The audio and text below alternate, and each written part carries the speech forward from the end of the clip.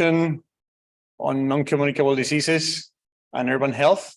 It's a pleasure to be with all of us, with all of you here today. My name is Manuel Franco. I'm faculty in epidemiology and public health at the University of Alcalá and also in Johns Hopkins. And I know some of you, and I will know a lot about your work in a minute. Today we have 4 presentations from different places around the world, which is terrific. And we have also different health outcomes. So this will be hopefully very, very interesting. We will start with Otavio. Otavio, please come up. And because we have a full hour, we're slightly late, but we hope to get questions from you after each presentation and have also time for final discussions. Thank you very much. So thank you, Manuel. Thank you, everyone, for being here. I would like to thank the organizers for the opportunity to talk about our work.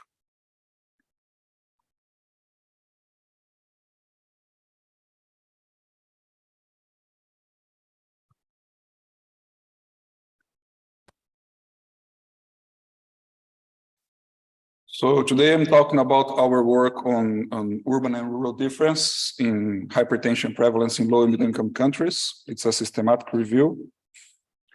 I am Otavio Ranzani. I work at IS Global in Barcelona.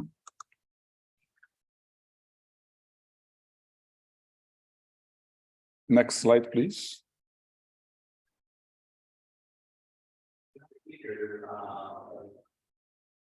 Okay. So we all know that hypertension is a leading risk factor for morbidity and mortality worldwide, and is also in low and middle income countries. The last data from World Bank shows 55% of the population living in urban areas, but the urbanization process is happening, and is happening mainly in low and middle income countries. And in our group that's led by Dr. Tolu in IS Global, we are always discussing what's happening in urban and peri-urban and rural areas. And then if we ask this question, is hypertension prevalence higher in urban and rural areas? The common sense is yes. Everyone thinks that this is the truth, but we know that this is a dynamic process and multifactorial, the factors that determine hypertension prevalence. We have some studies showing that this depends on the income status of the country. So we have the PURE studies in JAMA 2013 showing that if we look in high-income countries, the hypertension in rural areas is higher than urban areas. And there is an elegant study published in Nature from the NCD group showing actually the opposite, so evaluating BMI and showing that the pandemic of obesity is mainly driven by rural areas instead of urban areas.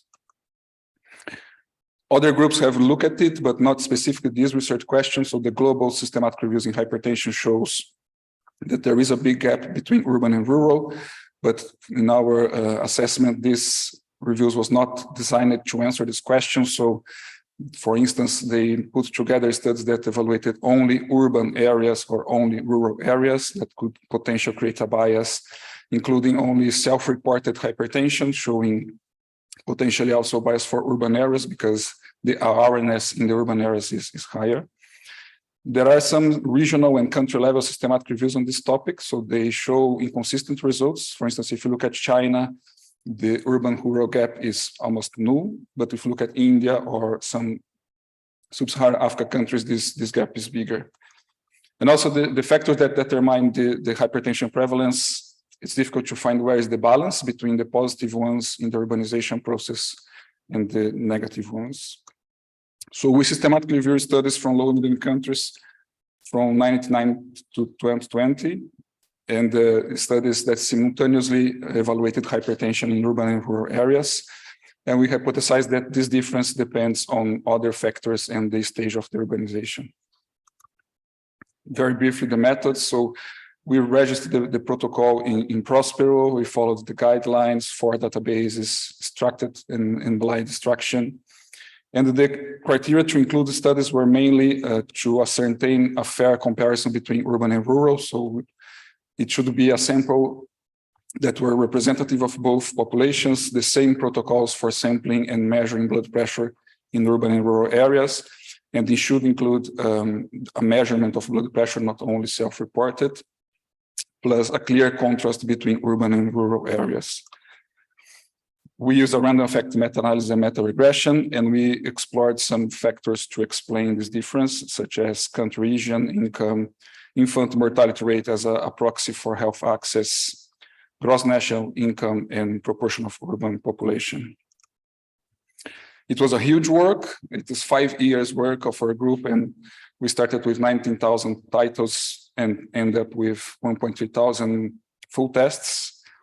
And we have 255 studies, almost 300 surveys, covering all the 6 regions and totalizing 20 million individuals.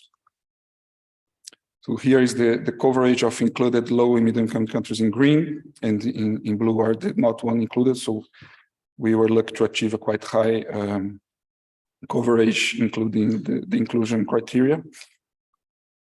Our main results here are pooled. So if we pull together all the whole period, we have a difference of 2.5% higher in urban areas. So it's lower than what has been shown previously, that was beyond 7 to 10%. If we look at the first period until 2004, it was 5.7%, and the recent period 1.4%. We also show this gradient that is reversal, and it's interesting. So if we look at low-income countries, it's 5.7%. If we go to lower middle, it's 2.7%, and if we go to upper middle, it's minus 1.2%, reversing this prevalence. There is also a great disparity between regions. So if we go to South Asia, it is 7.5% higher in urban. In contrary, if we go to Europe and Central Asia, it's minus 6%. So here at the left, we saw our results by year of starting collection, so the calendar time. The urban-rural difference is decreasing. If we go to the 90s, it was higher in urban areas. And then when we approach recent years, it's going to the null. And we try to understand what's driving this difference, because it could be that urban areas are stable and rural areas are increasing, or the opposite, or actually there is a difference in the growth of this prevalence. And we show that the prevalence overall is increasing. It's not a novelty, it has been shown in other studies, but actually there is a steeper slope in rural areas. When we evaluate it by Human Development Index and infant mortality rate, it's also interesting, this correlation that we saw at the country level. So as the country develops, this difference goes in the other direction, increasing the prevalence in rural areas. And again, the main driver of it is happening in rural areas. When we look at the proportion of the urban population, it's not totally clear, but it seems to have a threshold of, upon a certain stage of urban population, we have this difference goes in the other direction. In contrast, for gross national income, we saw that as the countries increase its GNI, this difference goes towards the rural. So some limitations, we are using repeated cross-sectional studies trying to evaluate a dynamic process, and there are some assumptions for it. There are high statistical heterogeneity that we could explain a bit in the meta-regression.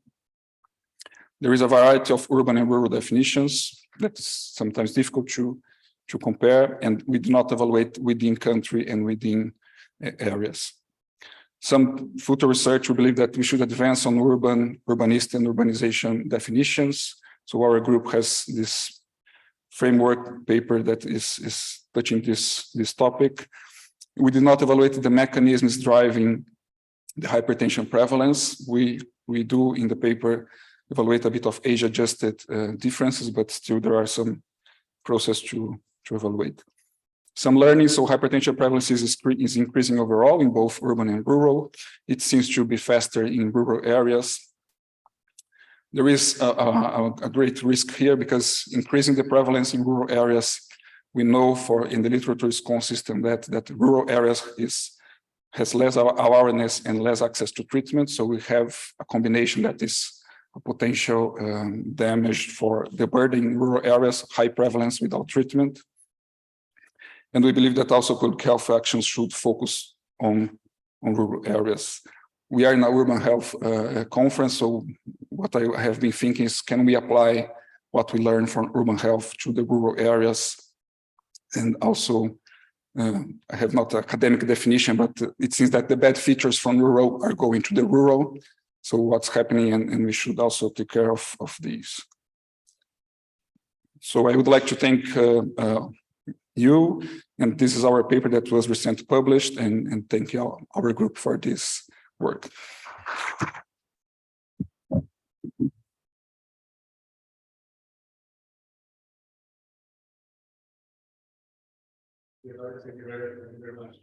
Questions to Otavio? Yeah.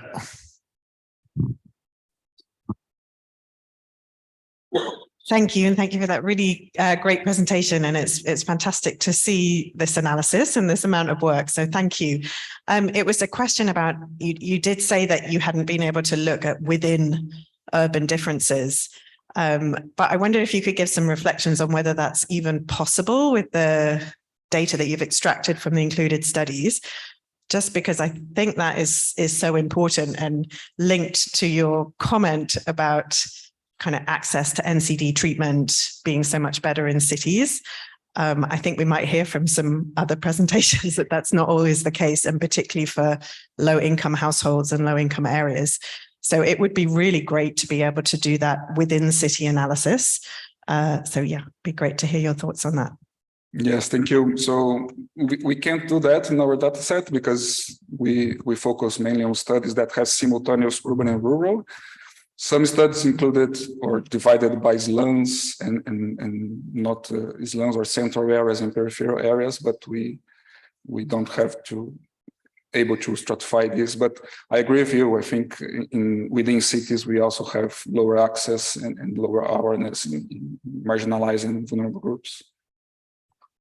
And maybe it's a continuum, right, from rural to peri-urban and other strata within the cities. Hi, great presentation, Nishida Souza from Drexel University.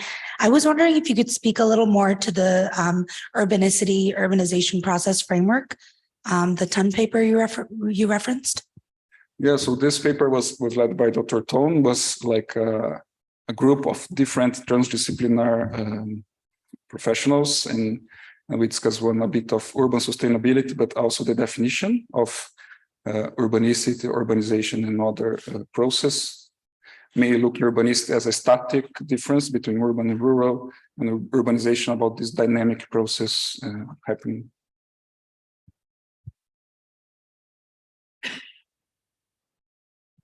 Okay, thank you very much, Otavio. Very interesting. And now we go to the next presentation. We have Meelan Thondoo from University of Cambridge, and she will be talking about why innovative urban health partnerships are important in low and middle income countries, a review of findings from 7 fast urbanizing cities. Another fascinating topic. Thanks so much. Gracias, Manuel. Thank you very much. These are not my slides. Please, has a green background written why urban health partnerships are important in LMICs. Thank you.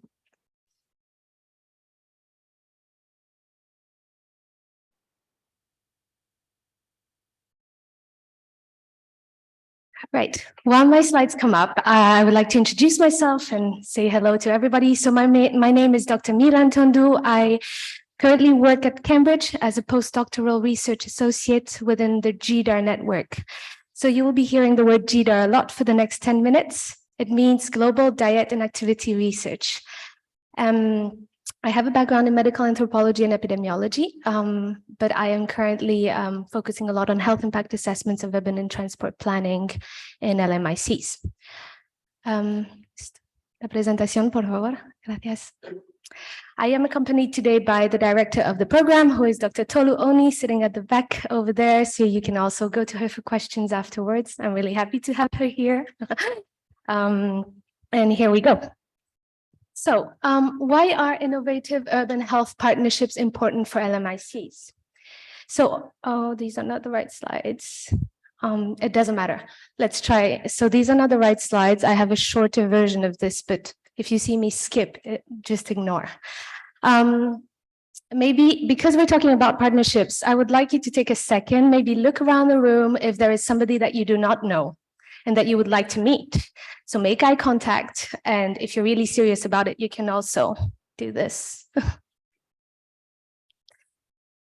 Great. So I will first provide a background on the GDAR Spaces project, a quick interactive session, and then some barriers and opportunities to urban health partnerships in low and middle income countries.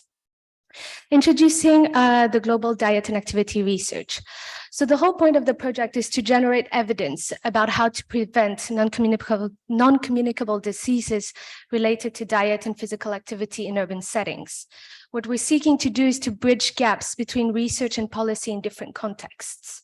Also, given the breadth of the network, we would like to build the next generation of research leaders that are able to address health and climate issues within local settings.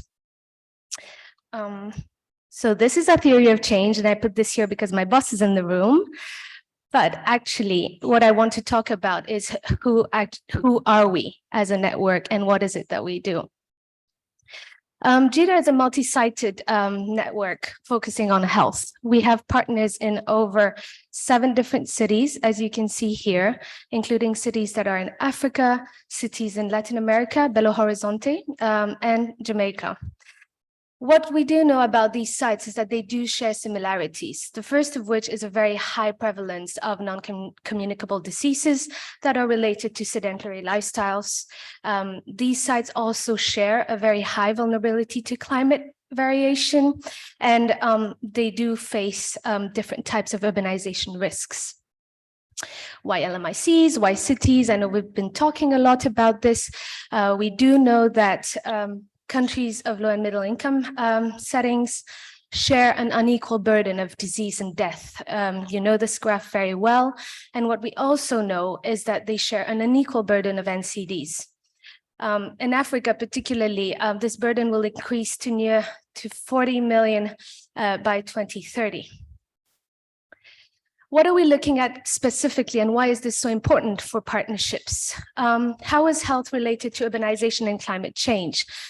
The takeaway message from this a bit heavy slide is that looking at the way that environments affect NCDs demands a very systems approach understanding to the challenges related to different types of systems, no? Transport systems, how public spaces are designed. I know Audrey's here in the room. I'm not teaching you anything new, but the reason why I put this here, it's because there's a lot of backward and forward when we're looking at all of these different factors, and what it means when they amalgamate and how this worsens these diseases is super important. So our buzzword is syndemic. So we're doing a syndemic study of how these diseases develop. In a nutshell, it's very simple: health, urbanization, climate change.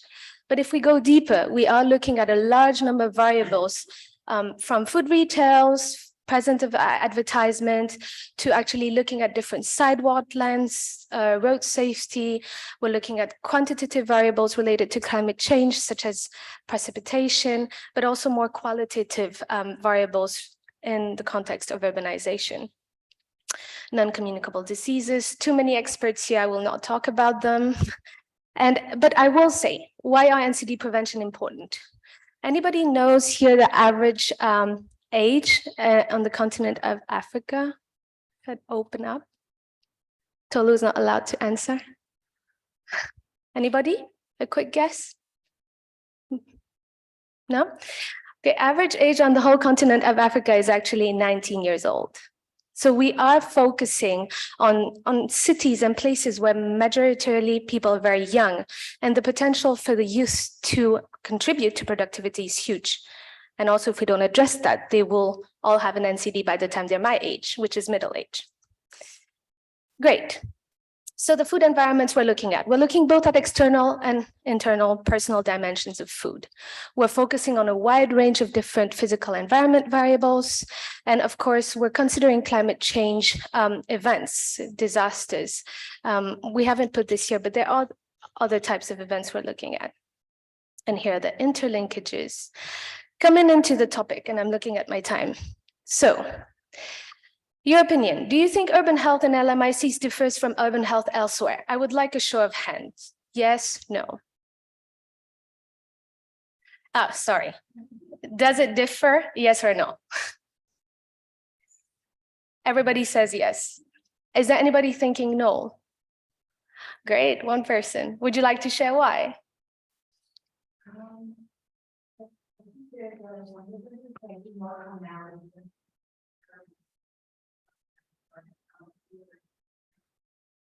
Right. Great. Thank you. I really applaud you for standing up. Of course, this is a very nuanced question. When we're thinking of a country like Cape Town, or we're thinking a city like Cape Town, and we're thinking of a city like Bujumbura, it's very different, right? We can't really answer in such a straightforward way. But I would say there are some differences and similarities. Differences.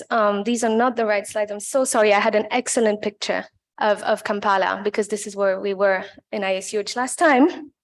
But what do we know? Cities and LMICs are growing very fast. A city like Kampala was designed for 300,000 people. Today, it hosts 1.7 million. And at any time during the day, this can increase to 4 million.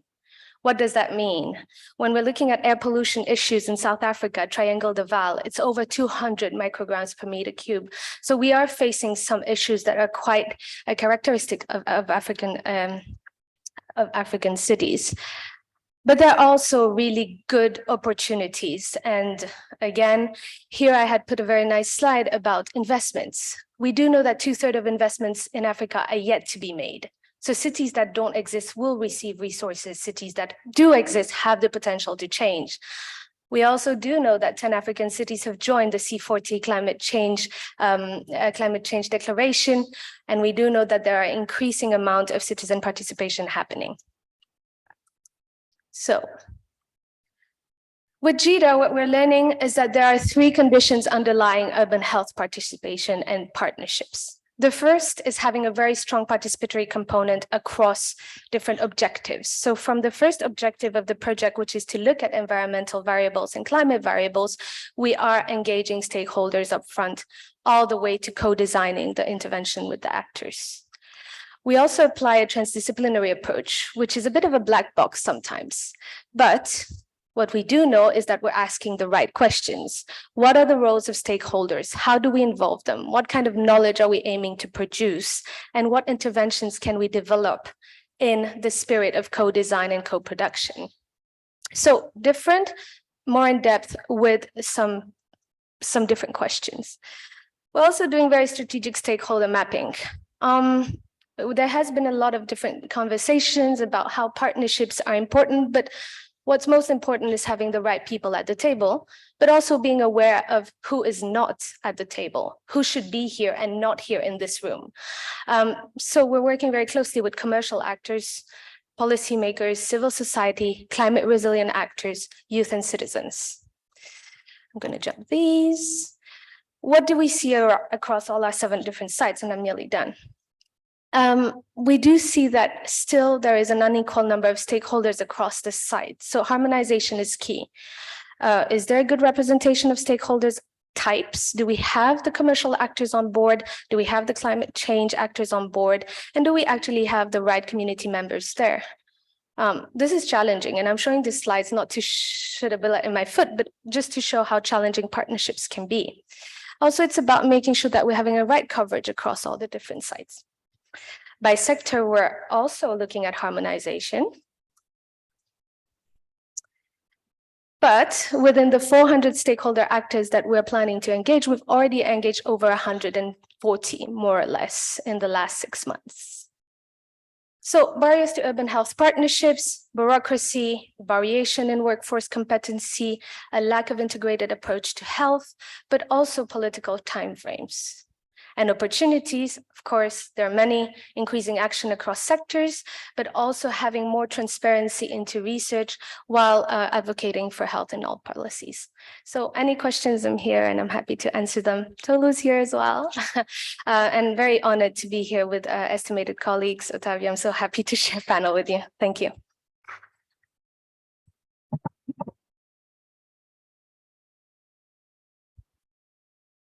Interesting work.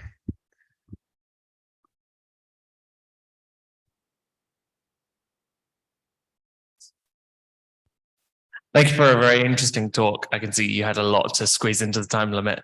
I was wondering, especially in the stakeholder consultations you're running in African cities, how you're dealing with the language element of it, because one thing, so I'm doing some research in Accra, Ghana, and one of the things we're coming across, particularly when engaging with different communities in the city for recruiting household participation in our studies, is not only just communicating in simple terms in terms of expressing the core ideas of our research, but also interpreting answers. And I'm wondering how you create a network of people to communicate with communities in their own kind of mother tongues and also translate those ideas in like a consistent way between different cultures.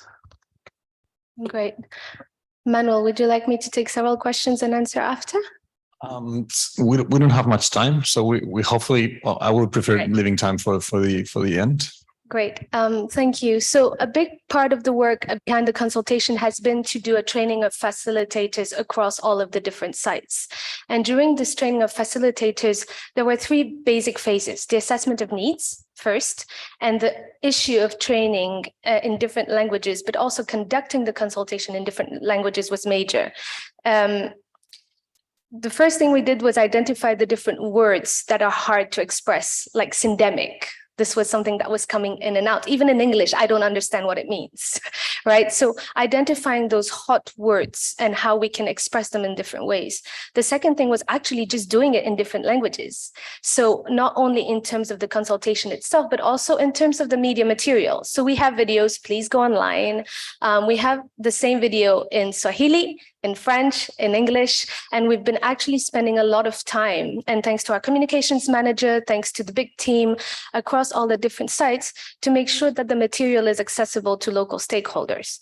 Now, the amount of work that it takes to translate this knowledge is what we're struggling with, not only in the content, but the time that it takes. So I would say that this is a priority rather than a collateral benefit, to make sure that our stakeholders feel included. And this is something that we have put in our evaluation framework for GIDA. I think it's important when we talk about partnership that we not only make them, but that we also evaluate them. How good are they? You know, are they meaningful? Are we doing it on a long-term basis? And are we talking about the right topics? So I hope that answers your question. Thank you very much. Again, very interesting. We'll try to come back to you with at the very end. And in interest of time, we'll go now with Leonardo. Leonardo will tell us about urban science and brain research. I told you that we will be listening from different health outcomes, so this is getting very interesting.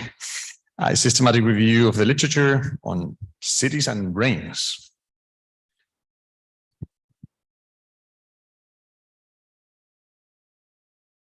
Yeah, hi everyone. It's a pleasure to be here. I'm sorry for my voice, but I assure you that yesterday was much worse than now. And so, is it going?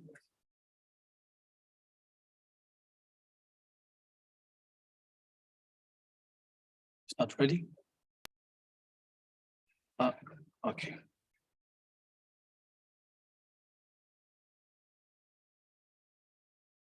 So this is a work systematic review that we made within the Emotional Cities project, which is a project funded by the Horizon 2020 Research Innovation Program.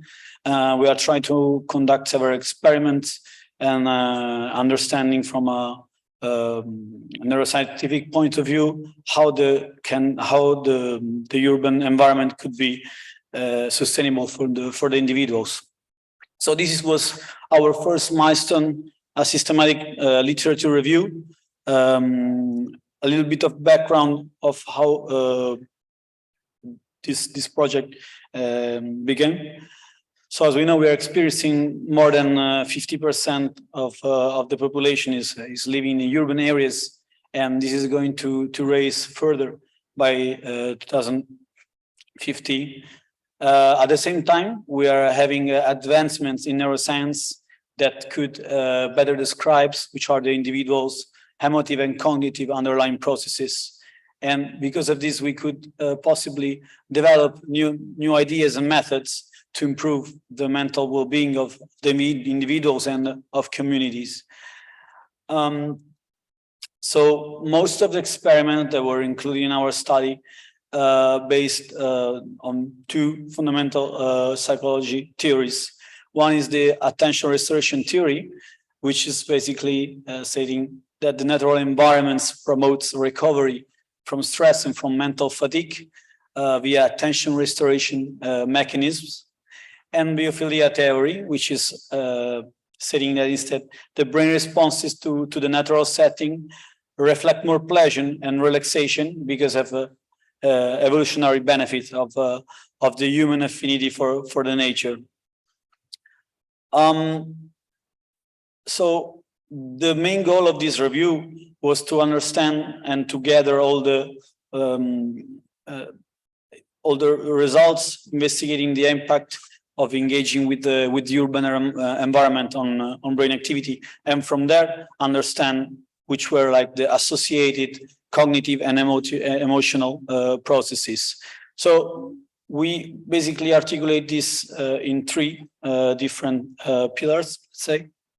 So first, we try to describe which were the most common experimental contexts and the neuroscientific techniques that were used in the studies.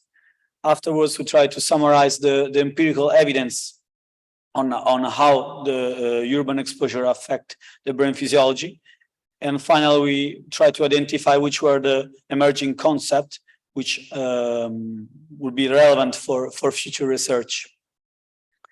So what it comes out, the methods that we used. So we follow the PICO approach, so population exposure comparison and outcomes, to select those articles which we found being relevant. So we focus only on the adult population, human subjects, including the healthy or diseased. The exposures I was saying, so built or natural urban environments, and the stimuli could be through photos, video, virtual reality, or also in real life context. Comparison, we did not specify any design for the experiment, and the outcome needed to be, of course, a measure for objective measure from brain activity. So through the state-of-the-art techniques. So this is more or less how was the selection and evaluation process. So very similar to another systematic review that we saw before. We follow the PRISMA guidelines. We searched through these 4 databases or articles in English for version without no time restriction. We found initially 8,700 approximately articles eligible. Then we remove by duplicates abstract and title. We perform a full text assessment.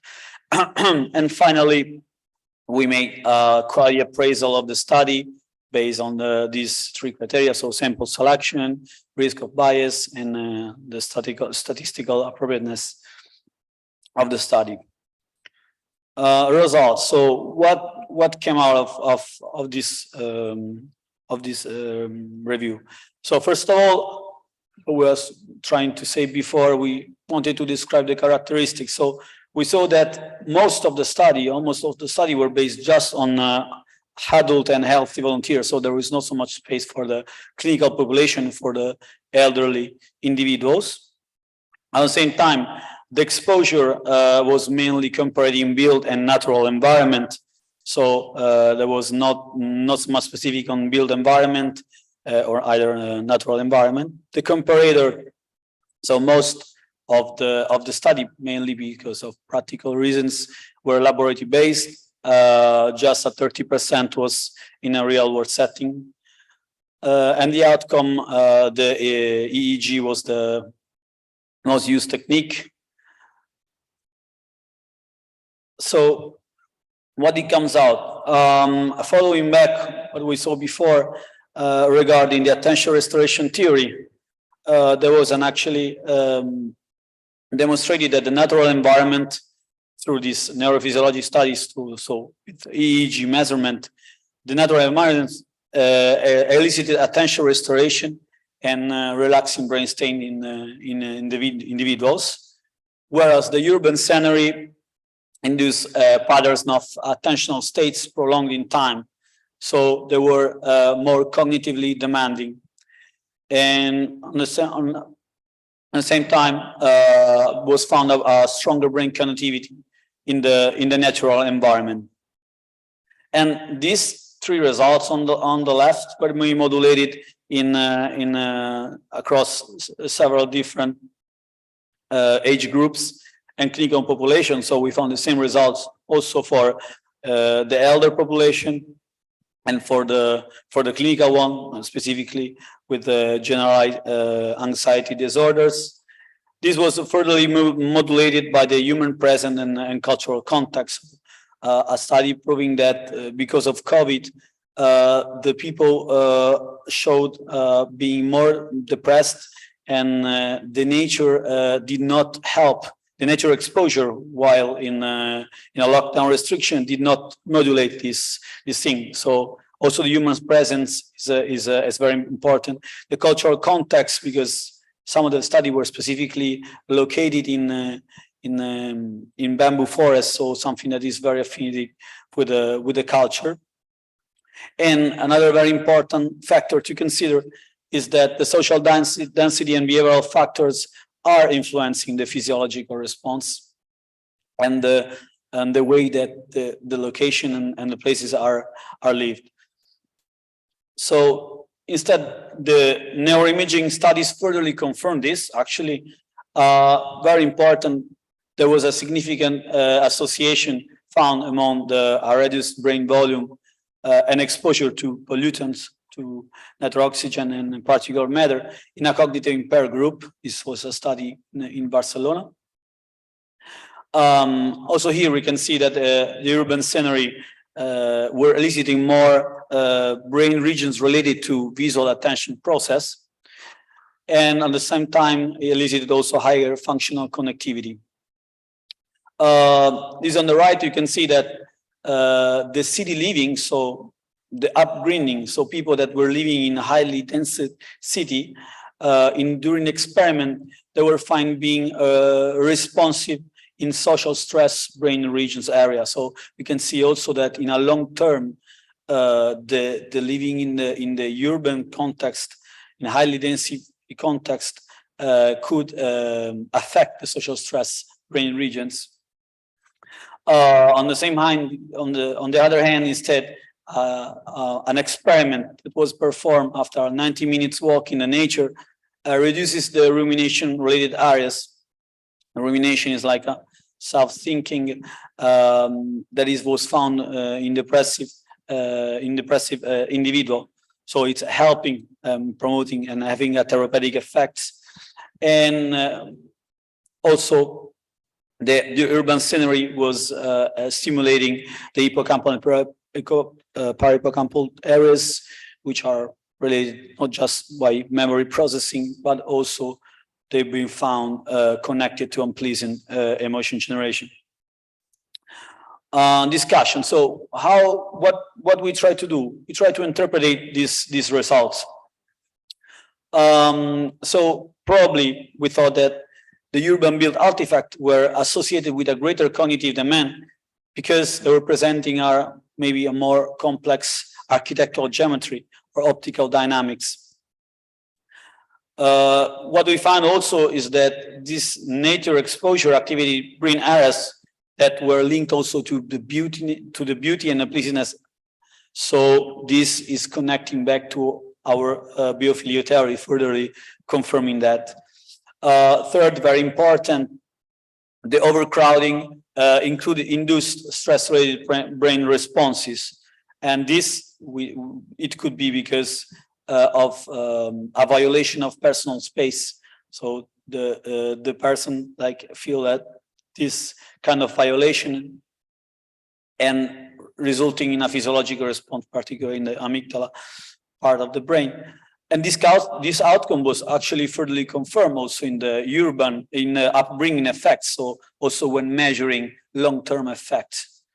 And finally, a study proved that the environmental diversity incentives like the explorative behavior and the self-assessed positive affect and activate regions which are related to novelty and to reward processing. So having an environmental space which can offer diversity, opportunity, and number of locations to visit, it could it could induce a mental well-being in the long term. So the main limitation of the studies, first of all, there was a little bit of poor stimulus variety. There was missing studies comparing blue spaces or mountain, so natural spaces were mainly forest or park. The data quality, some of the study were using proprietary algorithms to analyze the EEG data. Therefore, they are not so necessarily reliable in terms of results. Most of the study were using young and healthy participants. So it should be some gap to overcome. And also we're aiming to use the less deterministic stimuli, so pictures, and instead of making like more real case scenario. Last thing is that there was not any control by external conditions on temperature, humidity, noise, or pollution levels, which, as you know, it could have an impact. Future research. So as we can see, definitely should be a focus on more vulnerable groups and gender impact, exploring the limitation of the indoor and outdoor context, because few studies were making comparing results indoor and outdoor. Increase the interventional and longitudinal studies, so increase the studies related on the clinical population. As we saw, it's very important because there was already first results showing that anxiety individuals, the exposure to natural imaging could have mental benefits. The social factor should be more consistently considered. And also, as we see before, very few studies were studying the built environment, only the built environment, and few of them already showed that there was some link in the architectural design, in emotion, and in special cognition. So some urban features could remain more in the short-term memory and could help in the orientation. Finally, conclusion. So what we can try to draw from this review, some recommendation we can say maybe for the policymakers. So for sure, in green, increase green and blue spaces, take into account the biodiversity and quality, which is showed having also effect. This because our potential resources of stress recovery and mental restoration, as we saw. Supporting the access to the local natural landscape, because also this provide cognitive and emotional, positive cognitive and emotional feedback to healthy, but more importantly to vulnerable groups like the clinical and the elderly population. Consider the space in relation more to per capita area when we are designing urban built and natural spaces, as we saw. Overcrowding spaces and less mobility, it could induce a negative physiological response. And of course, finally, take advantage of the tools that we have to further expand research and investigation and better characterize behavior, neurophysiology, and environmental factors. That's all. Thank you, everybody. Thank you. Thank you, Leonardo. Thank you very much. We have time for one quick question. Yes. Thank you very much for the interesting study. I'm Audrey Denazel at Imperial College. I had a question about one thing I just didn't completely catch. You said how urban environments led to greater cognitive demand. And I think you said that. And I was just wondering if greater cognitive demand is actually good or bad. I couldn't quite understand whether it's good or bad. It's bad. It's bad. Okay. And then, so we've seen in some studies that walking and cycling decrease stress. Yeah, yes. Compared to other activities. Could you explain a bit how that let's say, the first question, yes, the more cognitive demand can cause in the long term mental fatigue to the individual. This mainly because, as we saw in the presentation, some of the urban geometries and forms are soliciting the visual attention process, and this is causing in the brain in the long term could cause mental fatigue. The other question, sorry. But could it also lead to better stimulation of the brain as well, or not? I mean, could that be long term a good thing to be stimulated? But I don't know that field. So actually, I don't think so, because it's like you are not performing imaging, you are not performing any activity, and just by the thing that you are looking around, you are asking already processes and things to do to your brain without being involved in any task. So I don't think that is a good thing in terms of cognitive demand, let's say. Okay, so the other question was about cycling, and we see that cycling reduces stress. Cycling. Yeah. In general, there were, so not specifically cycling, I can tell you, but some study of the review proved that the walking and the physical activity has a positive outcome for the stress recovery. Yes. So, but even when you account for physical activity, we find that walking and cycling. Walking, yeah, I'm talking about walking. Yeah. But so we see in some studies that even if you count for physical activity, walking and cycling reduce stress. I can say from walking, I can say, because I have a study in the review that was proving that. For cycling, I don't know, because was not part of the review, but I think that following the same logic, most likely, yes. Okay, thank you very much, Leonardo. I'm sorry, but there's no time. We can try to later catch up. Okay. Last but not least, a very interesting project and presentation from Bangladesh, all the way from Bangladesh, working on a primary healthcare system and non-communicable diseases care mixed method studies. Thank you very much, Deepa Barua. Hello, it's an honor to be here. I come from a country called Bangladesh, and thanks to the International Conference on Urban Health, which was conducted in Dhaka in 2015, a lot of people are aware about it. Anyway, moving on. So the topic of my presentation is the urban primary healthcare system ready to manage non-communicable diseases? Please be aware, my focus is pretty much on hypertension, cardiovascular, and diabetes mellitus. A little bit about the context. So we belong to a country which is hugely overpopulated, with a huge population density, especially in metropolitan cities like Dhaka City Corporation, Chittagong City Corporation. We've got 12 overall. As of now, in 2021, we have more than 166 million population. And this was according to the latest census. The urbanization part of it is huge. The population density around 1,240 per square kilometer. And it just keeps growing. You can see the graph. In 1971, when we gained independence, we are a 50-year-old country in South Asia. And we were just 5 million people in the urban cities. 2018, according to the World Bank, we're over 59 million people in the cities. Now, this particular graph, and this is again for the background part of it, it's mainly not a prevalence of NCDs, rather it's a prevalence of NCD risk factors and a comparison between the rural and the urban part of it. As you can see, so the blue ones are pretty much the urban and the greens the rural.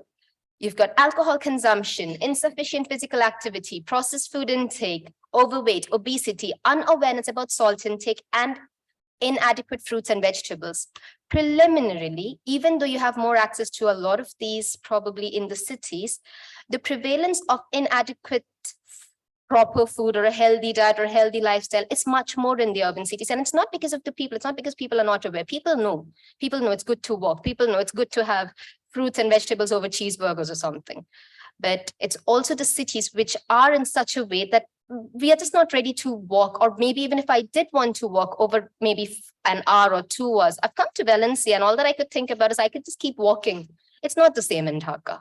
You walk for 5 minutes, you've got your pavements and you've got a lot of people selling stuffs on the streets. You've got the bike coming in between, and you just don't know whether you'll be living by the time you've finished your work. Now, this is about the primary healthcare system in Bangladesh. Ideally, or I'm not quite sure what people will think, but before I actually started this project, I was like, okay, fine. So we're in cities. We'd have the best health system probably compared to the rural aspect of it. The rurals, the villages, probably, they'd have less hospitals, less access, so on and so forth. In Bangladesh, that's not the case. I'm not going to get into a lot of animations, just bear with me. So on the left-hand side of the slide, your left, the rural primary healthcare system is run by the Ministry of Health, and the urban primary healthcare system is run by the local government. Now, the rural and why? What are the reasons? It goes way back in history, 1971. We'll take a history class later, or I'll give you links. But if you actually see in the rural primary healthcare setting, there is a referral mechanism. There is a system. You go to the community clinics, then there are the union sub-centers, then there are the Upazila healthcare centers. So there is a link, there is a line. Now look into the urban counterpart. All that we've got under the local government are the NGO clinics. That means that the clinics which are run by the NGOs through the funding, which is known by the ADB funding, the Asian Development Bank funding. Of course, we do have BRAC. Probably a lot of you must have heard about BRAC. We've got the USAID Smiling Sun complex. We've got Mary Stopes working in the urban primary healthcare context.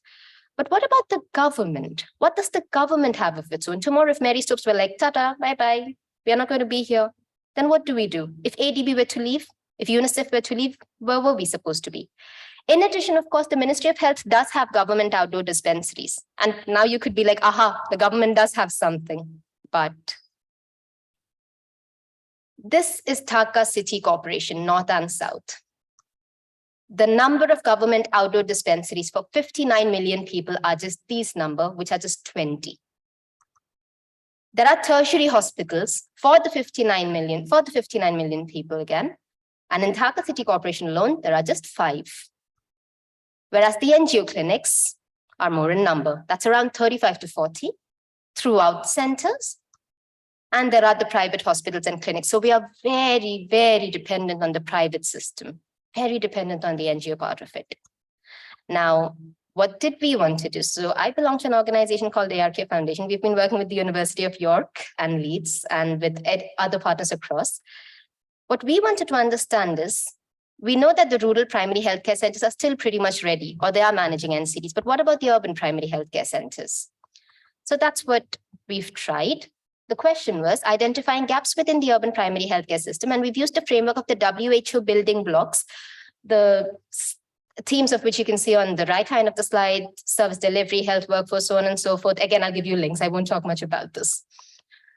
The methods, of course, we've used the multi-method part of it. We've done scoping reviews. We've analyzed secondary data of the Health Facility Survey of 2017. And we've conducted a lot of interviews from the Ministry of Local Government, Ministry of Health and Family Welfare, and a lot of health personnel clinics people, and also patients. Well, on the right-hand side, you can actually see people. I'm not quite sure if the pictures are clear, but well, field stuff. But that's the team. Findings, and this is where the important part is. 1, and remember I told you about the WHO health building blocks, so now is what I'm going to speak about.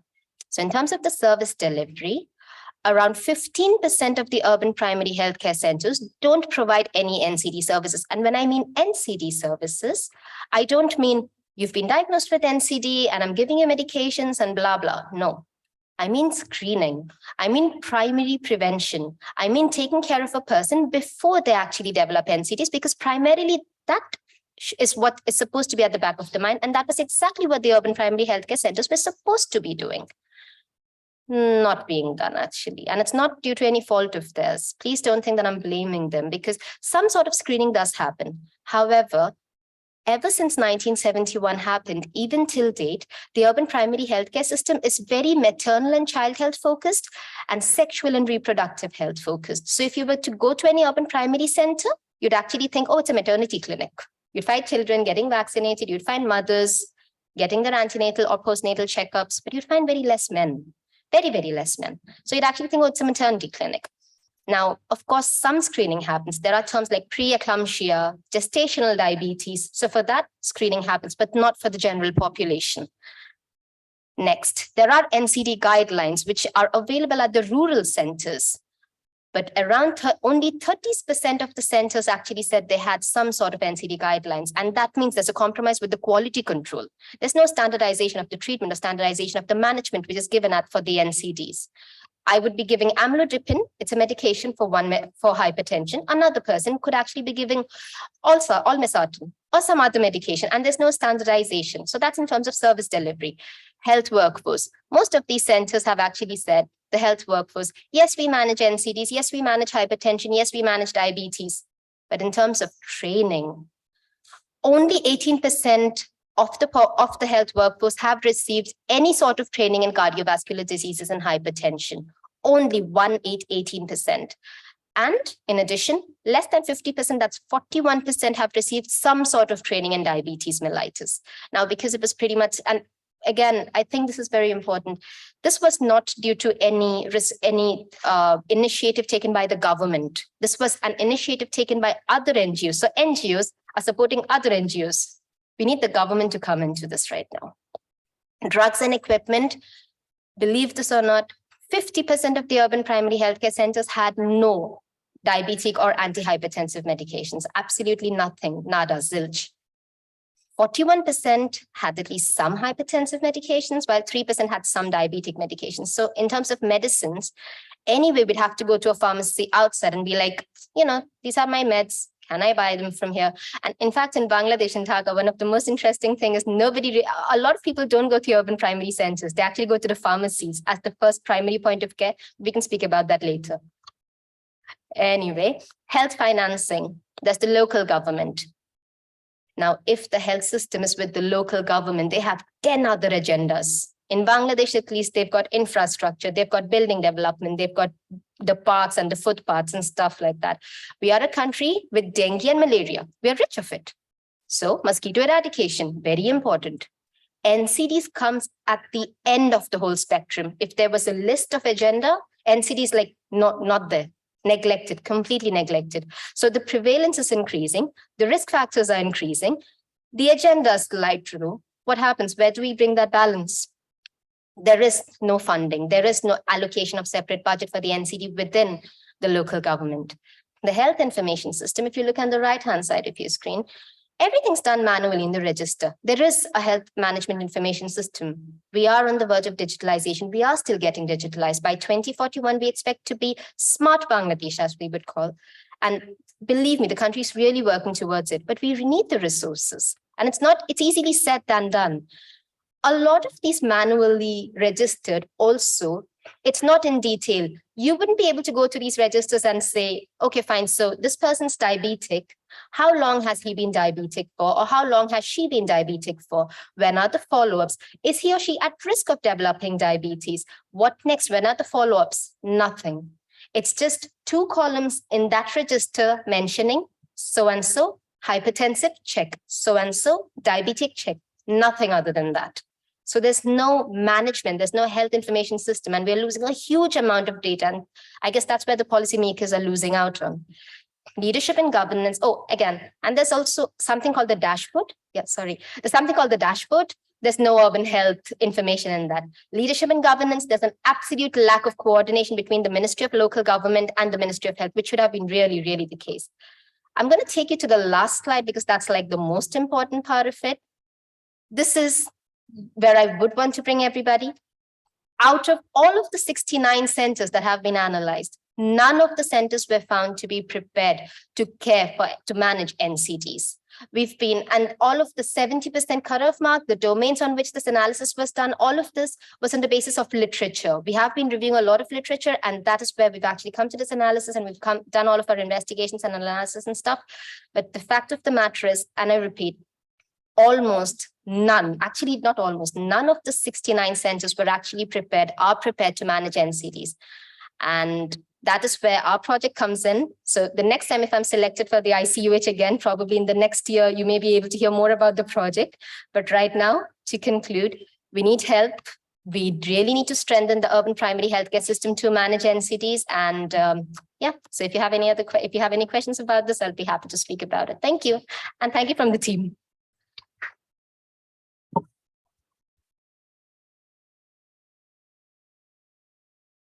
Thank you very much, Deepa. That was terrific. One last question for Deepa. Yeah.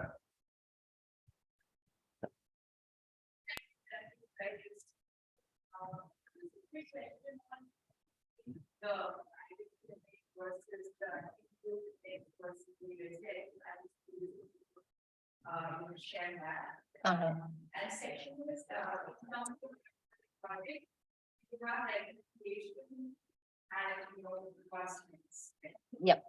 So to answer your first question, it comes down, and again, the urban population is very diverse. There's the marginalized population who stays in slums.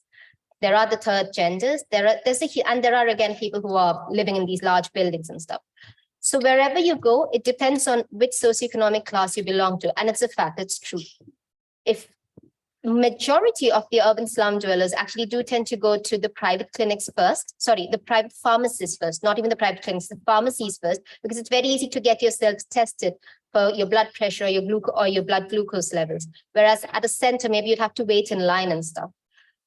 Whereas in the NGO clinics, again, as I've mentioned, it's pretty much maternal and child health and sexual and reproductive health. So the age group would be from women, especially from 18 to 40 or from 18 to 45 during that reproductive period, or males and females having issues with sexual and reproductive health, but it's predominantly the females. And then the private hospitals, if you have money, if you can spend, you go to the private hospitals. The government hospitals, of course, would have the major burden. However, again, it's the tertiary hospitals. So with only five, again, I'm speaking about Dhaka alone, with only 5 hospitals to manage such a vast population, and also it's the referral part of it. A lot of people go, but a lot of people have to usually come back and have to get back on the next day. So if that helps. And second, about the recommendations. Right now, the second phase of the project is we are going into the urban primary healthcare centers and strengthening them in terms of adapting the WHO PEN protocol, the package for essential non-communicable diseases. So we are currently working with the government in co-creating the intervention. So yeah, that helps. Thank you. Thank you very much. There is time for one more question for any of the 4 presenters. We are well over time, but you are well caffeinated also. So fully up and aware? No? Well, then I would like to thank the 4 of you. This was terrific, as mentioned.